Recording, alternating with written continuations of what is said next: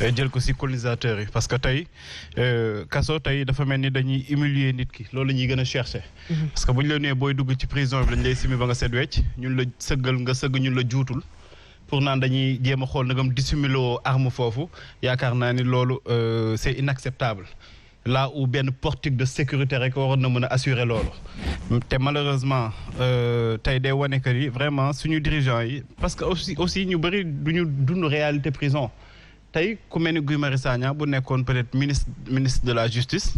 dina am yërmande du ma ni sax yërmande dina am responsabilité ba dina def li nga xamante ni mooy li wax tey mënuñu comprendre Sénégal bii de prétendre à l'émergence Sénégal bi nga xamante ni dafa am TER am ay BRT am ay mbir yu doy waar ci technologie Sénégal boobu tey jii ñooy def ay fouilles corporelles ñooy jël loxo di ko dugal say taat di naan dañuy xool arme wala amuñu arme xam nga loolu ci kilifa boo génnee dafa am kersa bi nga xamante ne dafa mel ni moom nañu bëggoon dindi ci yow et puis après au même moment il ose nous parler de réinsertion ñoom ñu lay déshumaniser ñoom ñi nga xamante ne dañuy jël lu tax nga nekk nit sa dignité ñoom ñoo koy jël ci buntu kaso bi laataa ngay dugg ci biir ñoom ñoo koy jël ba noppi di la wëlbatiku di naan réinsertion dans ces conditions nan la nit ki di réinsérer ci société boobu donc je crois que lii dafa nekk ay mbir yu doy waar et puis lii mu wax nii dafa ñëw gën a conforter témoignage bi fii Boubacar Seye doon def moom aussi di rappeler que ni nee na ci biir kaso bi nañ ko doon joxe ay cere ba mu jëlee fa jabet est-ce que tey dañuy toog di seetaan ay nit ñu jël leen parce que ànduñu ak nguur gi encore une fois tey Guy Marius Sagna bu nekkoon militant wu APR wala Benno Bokk Yaakaar problème yi muy dund du ko dund parce que fuuy boobu ñuy wax naan mais kaso dañ lay priver say liberté mënoo fa am aussi lu la neex Pape Matar non xam nga waxuñu waxu liberté mais dañ la ni sa dignité loolu dafa nekk un droit constitutionnel dañ la ni l'être humain est inviolable et sacré l'État a l'obligation de le protéger donc bu ñu la nuyee da nga am obligation def benn mbir obligation boobu du dépendre fi nga nekk fépp foo mënti nekk dañ la war a protéger sa dignité boobu mooy tax nga nekk être humain dafa inviolable amul lenn lu ko mën a justifier donc di wax ni que vraiment bu ñu tollee ci situation yi président Macky Sall yaakaar naa ne mi ngi dégg bu baax lu Sénégalais yi di wax ñiy dégg chaque fois nit ki bii dugg ci kaso dañuy naan ay mbir yu ñàkk fayda ay délinquants mineurs bu ñu duggee ci kaso bu ñu génnee dañuy gën a sadique mais malheureusement lépp conditions yëpp dañuy réunir que boo génnee da ngay développer lu nasaraan di tuddee ressentiment da ngay dem ba yow benn haine sax ngay mujj am ci ñi nga xamante ne ñoom ñoo fa nekk alors que ñoom aussi gi mi ngi koy wax léegi ñi ngi dans ces mêmes conditions période Covid bi yaakaar naa une semaine nañ doon ñibbi dañ doon obligé passer toute la semaine du ñu mën dem seen i kër ñoom ci Allemagne nekk ci ay conditions ñoom aussi yu doy waar parce que li ngay wax nii dem bay jël ay orange yu jàmm ay banana jàmm c'est parce que ñoom aussi dañuy nekk dans des conditions yu doy waar te kenn moo leen ko teg loolu seen kilifa yi nga xamante ni chaque décennie ñu dem taxawaalu buntu Rebeuss ñu defaral leen ñaari pièces yoo xamante mën nañ ko visiter ñëw taxaw ni way gis nañ conditions yi dinañ fexe soppi li nga xamante ne moom mooy nekkin bi ak lii te gis nga vraiment Fat Abdou il faut que état bi jël ay responsabilités am il faut que ñu jéem a changer conditions de détention te lii ñuy wax détention préventive fac droit boo fa demee problème bi résoudre 10 cabinets d'instruction nga am d'accord mais mën nga koo yokk parce que du matière grise bi moom moo fi manqué tey boo demee fac droit ñaata xale ñoom ñoo fa nekk ay maîtrisards organiser leen ay concours tey jii bu nekkee da nga manqué ay magistrats demal foofu nga dem récupérer leen xale yi ñi ngi fi am nañu xam-xam am nañu lijaasa mais parce que ñoom seen yoon newu ci bas peuple bi nga xamante ne ñoom ñooy nekk ci kaso te kaso am na ay kilifa yu fa nekk gis nga lii ñuy wax nii dafa am ñu ñuy fuyee ak ñu dul fuyee effectivement ku mel ni Oumar Sarr leer na li ba mu demee Cap Manuel dundul li nga fa dund man en tout cas seeti naa ko foofu te xam naa ni nekk woon ci condition yooyu noonu dañ ko tegoon ci condition yu baax yoo xamante ni boo ñëwee da ngay xam ne kii fii mu nekk de peut-être liberté am nañ ko xañ mais yenn li nga xamante ne avantage da ko doon am mais c'est parce que dafa am ñoom ñu jàppee ñu war a préserver seen dignité mais ñeneen ñi nga xamante ni comme dañuy xalab comme dañuy wax comme dañuy nekk ñoo xamante ni dañuy jéem a yee askan bi ñooñ fu ñu dem dañ leen war a gën a décourager loolu nag dam la ci encourager bu baax a baax parce que seen but du lenn lu dul fexe ba décourager Guy Marius Sagna de telle sorte que jéem nañ la corrompre mënuñu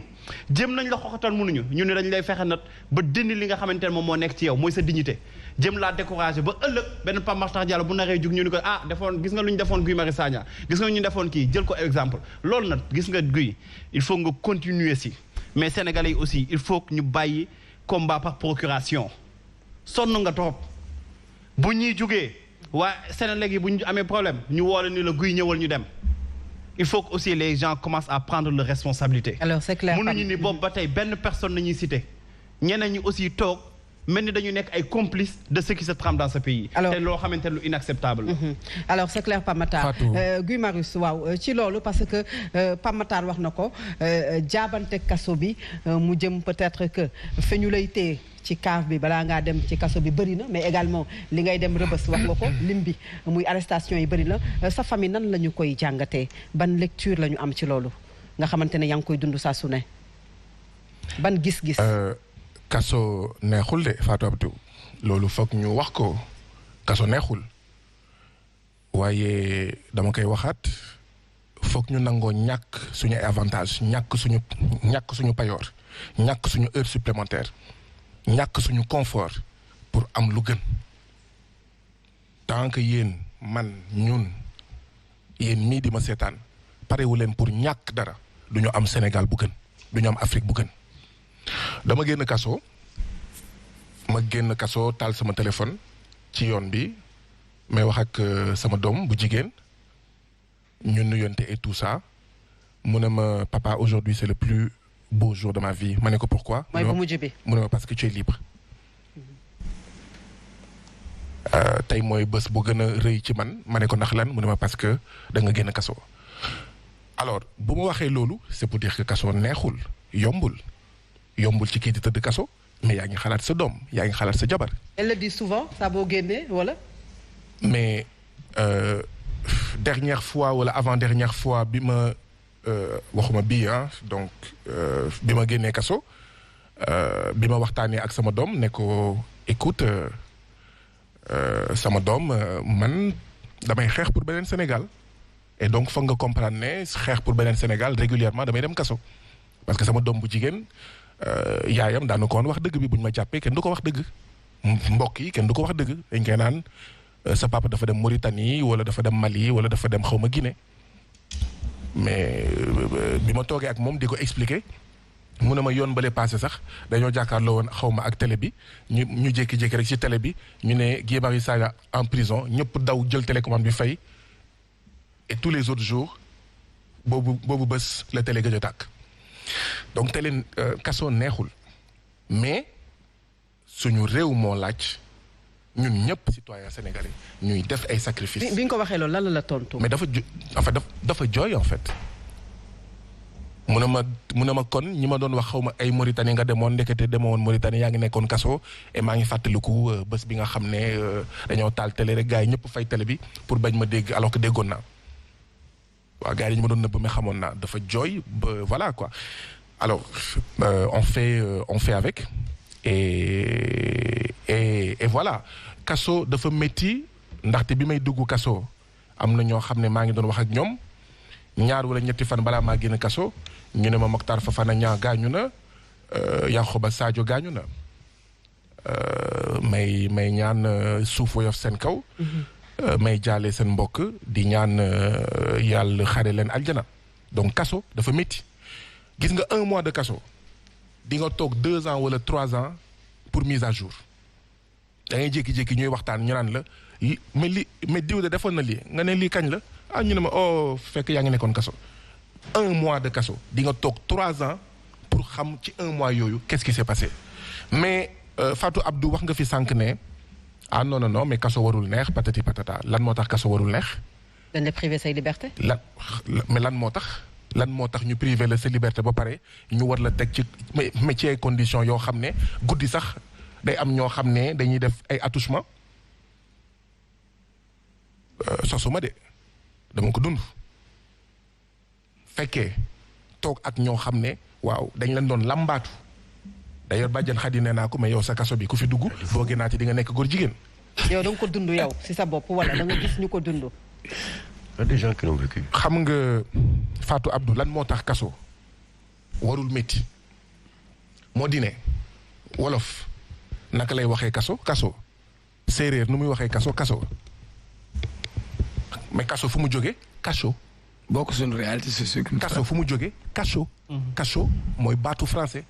ça veut dire que amul baatu wolof buy wax kaso. quand tu parles d'attouchement loolu laa wax. maa ngi ñëw. waaw amul baatu joolaa buy wax kaso ça veut dire que wolof xamul woon kaso.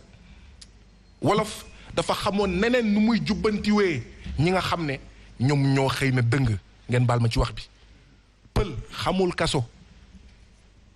amul baat buy wax kaso ça veut dire que askanu pulaar amoon na neneen nu mu doon def pour jubbanti. Basari mais xamul kaso jaaxanke xamul kaso ñun ñëpp kaso la ñuy wax donc ça veut dire que ñun loolu day ñëw rek ba léegi ci domination bi même pour jubbanti pour corriger maison d'arrêt et de correction pour corriger maanaam soppi ci anam bu baax suñu ay doomu aadama ñu ngi ba léegi ci tubaab bi nu mu doon def maanaam kaso donc il faut que ñu bàyyi wax ci parce que genre wax li nga wax sànq ne kaso mënul neex moo tax kenn bëggul kaas dama posé question dama ne ndax kaso buñ la privé say liberté war na neex ñu alors di profité ci occasion bi di wax ne lii expliquer tamit situation kaso yi mooy dañoo manqué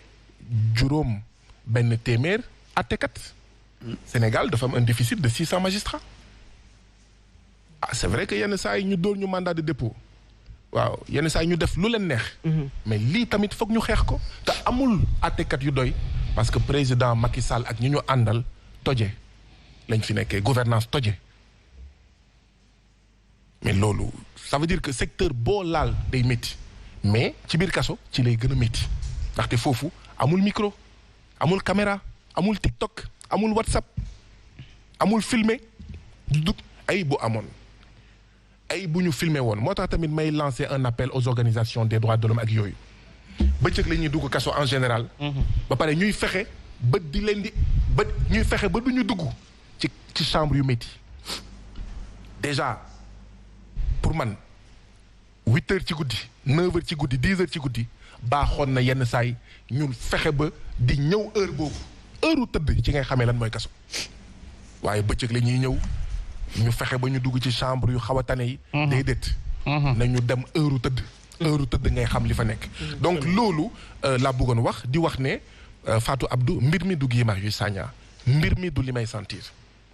li ñuy def nii yëpp d'accord comme ni ko Pape Matar waxee du tere xeex bi dañ koy continuer absolument il faut que ñu am beneen Sénégal il faut que ñu am beneen Sénégal il faut que ñu am beneen Afrique te loolu daf ñuy jaral sax ñàkk suñu bakkan daf ñuy jaral d'accord ñu ñuy def taatu neen ak ñoo xam ne yaa leen mag buñ ma doon def taatu neen junni at du tax ñu continuer xeex lu ñu war a xeex donc loolu mooy wax ci et mbir mi du mbiru Guy Marius Sagna li may naan xaw ma 10 minutes 1000 francs mais bi ma génnee Rebeuss waxoon naa ko fi lii scandale bi mooy Rebeuss 2019 laa fa dugg 2021 2 ans plus tard ñuy fekk 10 minutes 1000 francs mais ça c'est scandaleux foog ñu soppi ko foog ñu changer ko mais profité ci occasion bi di rafetlu taxawaayu ay directeurs yu mel ni lieutenant si ca Sébikotane d'accord xëy na lépp ñoŋul xëy na lépp baaxul dépense bu ñu leen di jox pour ñi ñu leen dénk ci biir kaso yi ñu yore leen seen dépense doyul mais am na ay agents pénitentiaires yooyu am na ay ñoom colonel Bokandé ay ñoom lieutenant si ay ñeneen ak ñeneen ñoo xam ne ñu ngi góorgóorlu ñooñu dañ leen war a jàppale dañ leen war a dooleel te ñun ñii xëy na ñenn dinañ ñu mere mais ñun bokk nañ tamit ci suñu wax ci suñu critiquer ci wax li nga xam ne moom la ñu dund bokk nañ ci liy ñoŋal la preuve moom laa doon wax sànq tey jii nii les agents pénitentiaires du Cap Manuel mais prix yi ñuy jëndee ci boutique bi mais wàññeeku na lu tax 57 heures de grève de la faim dont 28 heures de grève de la soif parce que dama leen ne ndox bi ngeen ma indil du ma ko naan fekk gisuma détenu bu ma wóolu ñu bàyyi ma 27 heures lekkuma naanuma bi coow li fooree ñu xam ne caaxaanuma après 27 heures lekkuma naanuma ñu soog a indi kenn Jean Etienne ma koy rendre un hommage di ko gërëm mu ngi encore kaso Sébikotane ci la ñëw jël sama butéelu ndox indil ma ko ma xool ko ma wóolu ko ma soog a naan 27 heures lekkuma naanuma 57 heures lekkuma loolu moo tax tey agent pénitentiaire yu nekk Cap Manuel d'accord di jëndee à des prix normaux donc ñun Macky Sall du suñu noon policiers yi du suñuy noon gendarmerie yi duñu suñuy noon agent pénitentiaire yi du suñuy noon xam nga mooy lan nooteel te dinañ ko xeex ba jëlee ko c'est clair Cheikh Oumar condition détenu yi régime yi fi jot a jaar yëpp sénégalais yi dañu ko ŋaññi ku dugg kaso boo génnee loolu bokk na ci combat bi nga xamante ne di nga ko wax ba ñëpp dégg ko wala nga dugal ci sa loxo bu ñu tollee ba fii mu mel ne régime bu ñëw wutul pexe ngir peut-être désengorger les prisons mais également teg leen ci ay conditions yu baax lan nga ciy wax. waaw son récit est poignant et je voudrais juste adresser un message à sa fille pour lui dire que tu peux être fier de ton papa. Parce qu'il s'est sacrifié pour un autre idéal, pour un autre Sénégal. Il est toujours debout. C'est un homme digne qui répond à l'appel des populations et il combat des causes nobles. Donc, tu peux être fier de ton papa. Alors, li nga wax ni Victor Hugo dafa doon wax ouvrez les écoles. Ouvrez des écoles et vous fermerez les prisons. Dem naa benn dëkk Lyon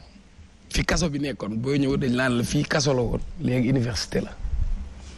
Tu es gagné par l'émotion wala. waaw je suis très touché parce que humainement dafa am yoo xam ne c'est dégradant parce que xam nga tey suñ lay wax maison d'arrêt et de correction man dafa am nu ma ko woowee maison d'arrêt et de stadigisation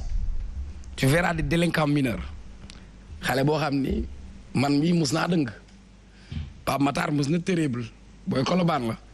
mais amul une seconde chance noonu ñu ko jëlee. mu nekk délinquant mineur 18 ans foofu lañ koy duggal mu dem dajoog ñeneen am na koo xamante ni fitam eggul woon feneen mais ci milieu boobu muy nekk ci cadre boobu muy nekk muy cadre de survie ci lay amee fit amul une seconde chance bu génnee amul insertion sociale guy laa di boo duggee kaso boo génnee ñu ngi lay xoolee bëtu kii defkat la régime yëpp sunu maam Mamadou Dia je crois que pour ñu yóbbu ko ci kaso Kédougou lañ ko yóbbu pour l'histoire pour ñun suñu ndaw ne ñu xam loolu il a perdu même gis-gisam l'usage de ses yeux fukki at ak ñett bi De Gaulle di ñëw Valdiodio bi doon lire discours bi Valdiodio Ndiaye foofu lañ leen yóbbu ci kaso bi et d'autres personnes mënuñu dellu ginnaaw mais xam nga li ci gën a garaaw du ki nekk ci kaso bi sax moo nekk ci kaso waa këram sax dañu nekk ci kaso barki démb am na sama benn dëkkandoo soxnaam moom wone ma sama borom kër mujj nañ ko bàyyi mais ndaw si dafa gore lool am na ñoo xam ne metti nañu toog mais parfois du woon am sax ñaar fukk bu mu xëyee surtout que war na wut lu mu togg war na transporter war na dem ci kaso bi jox boroom këram bokkul ak avocat yi yéeg ak wàcc mais li ci gën a garaaw sax mooy ñi ñu tëj àtte wuñ leen fàtte leen fa ay longue détention préventive ñu nekk foo xamante ni liberté moo war a nekk exception dafa doon neex sax ñu change suñu système judiciaire balaa nit di nekk juge wala procureur ñu dugal la ci kaso yi nga ñam ko ba pare nga xam la mooy kaso quoi parce que moi je crois que Macky Sall musul dem violon wala musul dem kaso comprendre duñu quoi xam nga doomu aadama yàlla sax moo ko wax ci alxuraan wala xadd karam naa bani aadama li mu gën a fonk mooy doomu aadama farabdu nit donte sax rey na nit dafa am ay droit tëj nañ la ci kaso taxul am nga yeneen liberté am nga sa ay droit am nga sa ay dignité mais am nga ñi li ñu doon wut c'est cassé moralement psychologiquement c'est-à-dire dinañ la def taatu neen dinañ la jagatee yow balaa ngay dem kaso sax suñu police yi violon ba xesew gi fa nekk sew bi comme asib déjà foofu rek ci biir police bi auto police yi buñ la ramassé sax buñ la ci dugalee policier bi buy daw doo daan lay maasaale sa ndong li yëpp ci tubaab bi la jëm parce que système colonial boobu la ñu woon la prison de Rebeuss a été construite en 1939 Omar Faye figurez-vous en 39 mosuma xam ni Sébikotane am na kaso Guy Marius moo tax ma xam ko fa laa gis dessin yi ak ay tuiles bi Macky Sall ñëwee cartographie kaso yëpp ñëpp xam nañ ko léegi xam nañ ni léegi Rufisque am na bu jigéen ñi d'ailleurs bu jigéen tey dafa am yu muy soxla muy hygiène ñi nekk ci kaso bi dañuy am jafe-jafe pour nga am ko moo tax parfois solidarité bi da ciy baax sax ku ci am na nga leen dimbali ay serviettes hygiéniques nga yóbbul leen ko pour des questions de dignité wala Cap Manuel wala camp pénal am na ay ñu ciy yëngatu mais xam nga li jeexal suma xol sax mooy tey Boubacar Seye si vous l'avez vu sur son récit la seule question qu'il a posée c'est une question de principe sur la bonne gouvernance Union européenne injecté na xaalis bu jëm ci wàllu immigration nga posé ko question ñu jagatee ko jël ko aéroport dugal ko ci ay conditions muy lekk ay jaga génn jële ci feebar ñaata nit ñoo nekk pavillon spécial gis nga bu fekkee ni jàpp ñu ni doomu aadama yi ñu nekkal ay citoyens lañ dañu am ay droits ñu war koo fonk war koo respecter mais il faut comprendre que tey Guy aujourd'hui il porte le combat des prisonniers comme moom comme ñoom Fou Malade comme ñun ñëpp parce que kaso jombul kenn bu ñuy teg jingalu grande gueule dañ may tooñ parce que dama leen di wax man de damay bañ ko ma yóbbul añ dinaa ko bañ mais jombuma parce que dañu nekk ci Sénégal régime boo xamante ni régime policier la ñu am bu ñu fi waxee état d'urgence sanitaire état d'urgence policier la ñu am li ñu fi indil ci bilan mooy c'est liberticide li ñu fi indil nit ñi mooy xoqatal nit ñi na nit ñi noppi bu kenn yëngu wala bu kenn wax te le Sénégal ne mérite pas ça Macky Sall joxuñu ko réew moo xam ne amul woon démocratie et il a parfaitement raison de le rappeler parce que Ablaye Wade bu jëloon ay adversaire am tëj leen ci kaso kon tey moom du nekk président lii ñuy xaar ci moom li tax nit ñi ñu bëri ñeewantal Sonko je vais le dire parce que jaan bi màttoon ñële màtt ñi lan moo tax Sonko eggul foofu parce que yuuxu bi mu jógee nit ñi jóg dox si digganteem moo tax et il a parfaitement raison avant Sonko lañ leen téye woon dommage collatéral la kon nan la ñu mën a joxe Sonko contrôle judiciaire suñu politique carcérale le ministre de la justice maa ngi koy dégg muy wax ay waxu bracelet Sénégal li fi gën a yomb mooy ñu teg la loxo même alkaati bi ci mbedd mi sax pour moom uniforme bi mu sol il est à ton service parce que yow citoyen yow la fi war a nekkal et ce risque qu'il a fait ñoom ñi jiite réew mi xam nañ ko député yi ñu am assemblée xam nañ ko ñi fi nekk xam nañ ko mais dañ ko bëgg bàyyi condition déshumaniser ñi fay dugg moo tax chaque fois da ngay gis nga duggal nit ci jeel mu génn boomaan ne dellu parce que amaatul beneen survie amaatul beneen sens ñii amuñu lii ñuy def nii du yërmaande du sax yëfu nit alors Ibrahima c'est vrai que bu ñu waxee prison mooy xañ la sa ay liberté moom la ñuy wax mais xañ la sa ay liberté terewul nga dese sa ay droit ba tey explication bi ak récit bi nga xamante ne Guy Marius Sagna def na ko fii wane na condition encore yu ñu déggaat yu inhumaines yoo xamante ne détenus yi ñu ngi koy dund ci biir prison yi ban jàngat nga am ci loolu